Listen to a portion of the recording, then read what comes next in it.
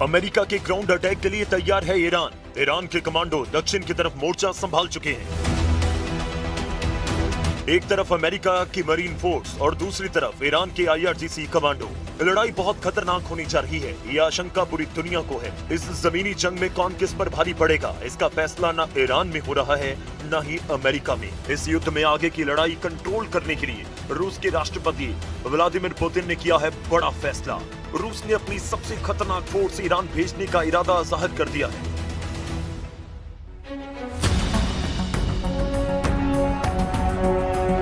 Report है कि Putin ने अपनी स्पेशल फोर्स ईरान में उतारने का फैसला किया है। पुतिन के ऑर्डर पर कमांडर कादिरोव ने ईरान युद्ध में उतरने का इरादा पक्का कर लिया।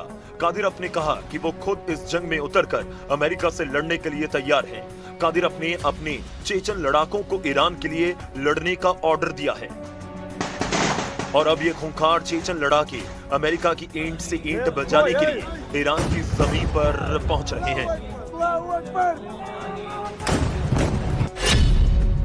ये रिपोर्ट ईरान के सरकारी मीडिया में छप रही है। ये रिपोर्ट अजरबैजान की मीडिया में हेडलाइन बन रही है। चेचन कमांडर रमजान कादिरोव ने कहा कि जरूरत पड़ी तो वो खुद ईरान जाएगा और अमेरिका से लड़ेगा। रमजान कादिरोव के कमांडर बोल रहे हैं कि वो अपनी जान की बाजी लगाकर ईरान के लिए लड़ेंगे, क्योंकि कमांडर कादिरोव ने कहा है कि ईरान पर हमला पूरे इस्लामिक वर्ल्ड को बांटने की साजिश का हिस्सा है।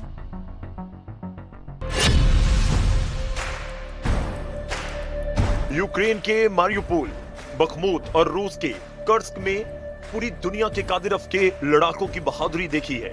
चेचन लड़ाके किस तरह लड़ते हैं, गोली और बारूद से डरते नहीं बल्कि उनके बीच जीते हैं। अब चेचन लड़ाकों की इसी बहादुरी को पुतिन ईरान में इस्तेमाल करना चाहते हैं। ये रिपोर्ट्स बता रही हैं कि अमेरिका को हराने के लिए पुतिन ने अपने जांबाज लड़ाकों को ईरान में उतारने का फैसला किया है।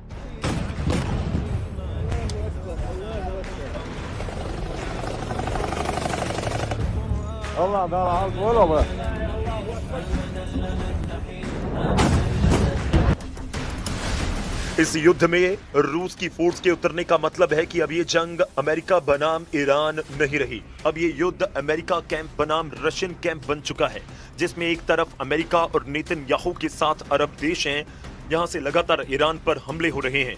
वहीं दूसरी तरफ ईरान को बचाने के लिए तैयार है रूस, चीन और उत्तर कोरिया। यही वजह है कि इस जंग को अब तीसरे विश्व युद्ध की शुरुआत कहा जा रहा है, जहां वॉर जोन ईरान है और दोनों तरफ लड़ने वाली ताकत सुपर पावर मानी जा रही है।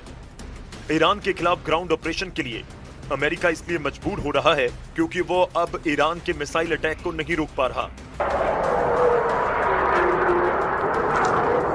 ईरान की खुर्रम शहर और सेजिल मिसाइल किस तरह इजराइल पर हमला कर रही है, इसके वीडियो लगातार वायरल हो रहे हैं। ईरान लगातार अपनी मिसाइल पावर से इजराइल, अमेरिका और खाड़ी देशों को शॉक पर शॉक देता जा रहा है।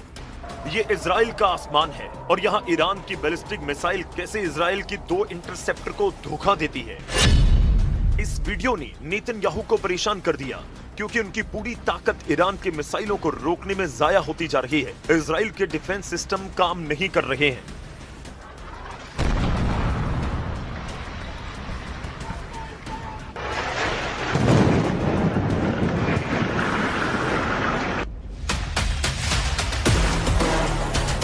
ईरान के क्लस्टर बम जहां गिरते हैं वहां ऐसी तबाही होती है। ऐसे हमलों के बाद की तबाही देखिए और इस दौरान बंकर में पनाह लिए हुए लोगों को देखिए। इजराइल में इस वक्त ईरान की मिसाइलों का बहुत ज्यादा खौफ है और इसकी वजह है वो एयर डिफेंस सिस्टम जो पूरी तरह से फेल हो चुके हैं। अब तक युद्ध में ईरान ने 1200 से ज्यादा बैलिस्टिक मिसाइल दागे हैं, 4000 से ज्यादा ड्रोन हमले किए हैं। ऐसे लगातार हमलों को रोकने के लिए इजराइल, अमेरिका और साथ ही अरब देशों ने पैट्रियट सिस्टम की 2500 इंटरसेप्टर मिसाइल दाग डाली है। ऐसा ही हाल बाकी एयर और मिसाइल डिफेंस सिस्टम का है।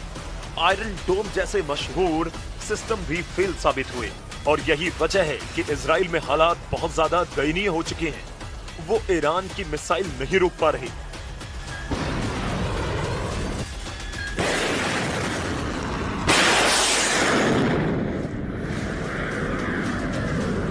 लेकिन डोनाल्ड ट्रंप की प्रवक्ता कैरोलिन का दावा है कि इस युद्ध में अमेरिका को लगातार कामयाबी मिल रही है। With respect to the ongoing major combat operations in Iran, Operation Epic Fury is moving ahead successfully and according to plan. With each passing day, the United States military is increasing its advantage over the terrorist Iranian regime. America और Israel की दिक्कत यह है कि ground operation अब उनके लिए मजबूरी बन चुका है और ईरान भी यही चाहता है कि किसी भी तरह अमेरिका अपनी फौज को जमीन पर उतारे ताकि मुकाबला आमने सामने का हो। अगर ईरान में ग्राउंड ऑपरेशन होता है तो उसमें अब पुतिन की फोर्स भी लड़ेगी, इस बात की गारंटी दी जा रही है और ऐसे युद्ध के लिए कमांडर रमजान कादिरव के लड़ाके तैयार हैं। चेचन्या के अख्तम स्पेशल फोर्स के कमांडर लेफ्टिनेंट जनरल आब्दी अलाउद्दीनोव ने कहा कि इस युद्ध में वो ईरान के साथ हैं। अगर जरूरत पड़ेगी तो वो खुद भी ईरान की जमीन पर जाकर लड़ने के लिए तैयार हैं। लेफ्टिनेंट जनरल आब्दी अलाउद्दीनोव को चेचन लीडर रमजान कादिरव का कमांडर नंबर 1 कहा जाता है। आब्दी अलाउद्दीनोव चेचन्या की अखमत फोर्स का कमांडर है जो कादिरव की स्पेशल फोर्स मानी जाती है और इसी फोर्स ने कर्स्क और मारियोपोल में पुतिन को जीत दिलाई है। यही वजह है कि आब्दी अलाउद्दीनोव कर्स्क का किल कमांडर कहा जाता है और यही किल कमांडर अब ईरान में पहुंचकर अमेरिकी मरीन का सबसे बड़ा खौफ बनने को तैयार है। चेचन्या की फौज कैसे लड़ती है, इसके वीडियो लोगों ने यूक्रेन में देखे हैं। पुतिन का सबसे भरोसेमंद कमांडर रमजान कादिरव और उसका एक एक लड़ाका अगर ईरान में उतरा तो जंग बहुत भीषण होगी। इस बात की गारंटी पुतिन कैंप से मिलने लगी है, लेकिन ट्रंप का मीडिया डिपार्टमेंट पूरी तरह इस युद्ध को अमेरिका के पक्ष में बता रहा है। Iran will no longer have the credible ability to threaten the United States or our allies, which is, of course, the overall objective and mission the president set out when he launched Operation Epic Fury. Trump Iran पर हमला करेंगे या खुद को बचाएंगे या फिर Israel के युद्ध में पूरी ताकत झोंक देंगे। जबकि नेतन्याहू ने साफ कर दिया है ईरान के खिलाफ ग्राउंड ऑपरेशन में इजराइल शामिल नहीं होगा और इसकी वजह है लेबनान का फ्रंट।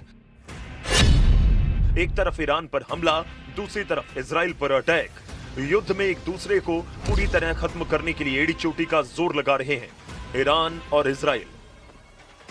युद्ध कितना लंबा खिंचेगा ये तस्वीरें बता रही हैं।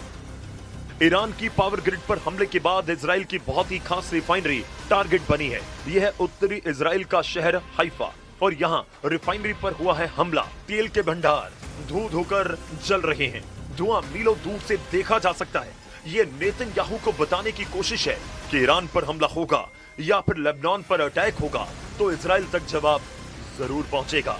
ये हाइफा की मुजान रिफाइनरी है जहां से इजराइल की जरूरत का 60% तेल तैयार किया जाता है।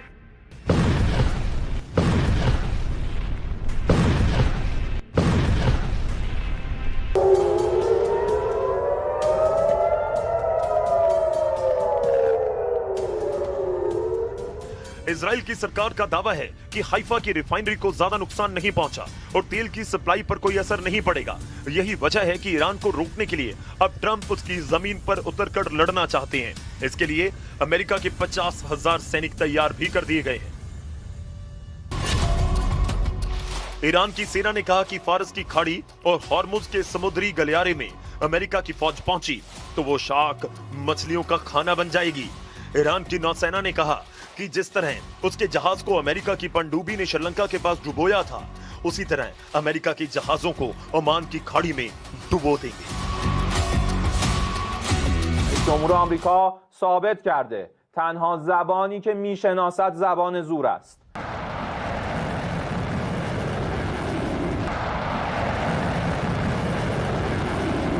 ईरान के सामने इस वक्त उसका दक्षिण का फ्रंट बहुत ज्यादा खतरनाक बन चुका है।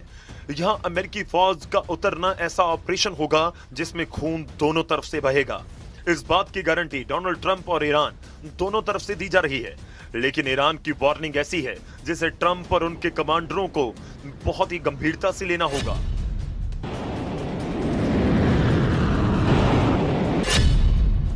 क्योंकि अब तो चेचन लड़ाके भी ईरान की तरफ से लड़ने को तैयार हो चुके हैं। पुतिन अब खुद इस युद्ध को कंट्रोल करने के लिए उतर चुके हैं। इस युद्ध में तुर्की पर भी सबकी नजरें हैं और एर्दोआन ने अरब देशों से कहा है कि वो इस युद्ध में शामिल ना हो। सऊदी अरब, यूएई और कतर का दौरा करने के बाद तुर्की के विदेश मंत्री को इस बात का एहसास हुआ कि ये सभी देश ईरान के खिलाफ युद्ध में उतरने के लिए तैयार हैं। अमेरिका और इजराइल की शुरू हुई इस जंग में अब सऊदी अरब, यूएई और कतर ईरान के खिलाफ नजर आ रहे हैं, जबकि तुर्की का रुख बता रहा है कि एर्दोआन अब मुस्तफा खामेनी के समर्थन में है। वहीं नाटो में स्पेन ने भी अमेरिका को बड़ा झटका दिया। स्पेन ट्रंप के युद्ध के खिलाफ शुरुआत से है।